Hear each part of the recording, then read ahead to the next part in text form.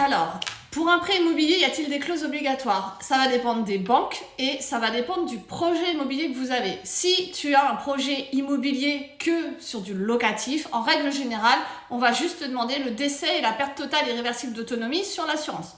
Maintenant, si tu as certaines banques qui te proposent effectivement pour ta résidence principale, on va te demander le décès, la perte totale irréversible d'autonomie, l'incapacité temporaire totale et l'invalidité permanente totale. Et en règle générale, c'est tout ce qui va se passer.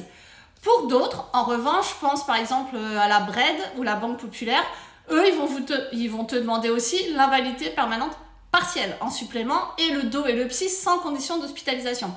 Après, dans chacune de ces garanties, j'ai déjà fait pas mal de vidéos sur le sujet, tu vas avoir des descriptions de ces garanties et c'est là aussi qu'il faut faire très attention au contrat que vous signez. Mais en règle générale, clause obligatoire décès PTIA, ça suffit pour la majorité des cas, même en résidence principale. Si par exemple vous avez eu un refus au niveau des assurances de la banque et que avec les compagnies par exemple avec lesquelles moi je travaille, on arrive à vous trouver décès, perte totale et irréversible d'autonomie, ça suffit à passer le dossier quand même si c'est une résidence principale et même si la banque demandait d'autres garanties. Il y a aussi d'autres projets sur lesquels les banques travaillent.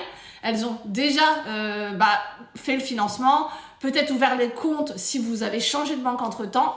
Et donc, ce n'est pas non plus dans leur intérêt de refuser un dossier parce qu'il manque, par exemple, l'ITT, alors que l'ITT à l'instant T, tout de suite, maintenant, donc tout ce qui est incapacité temporaire totale de travail, donc arrêt maladie, accident, tu ne peux pas l'obtenir.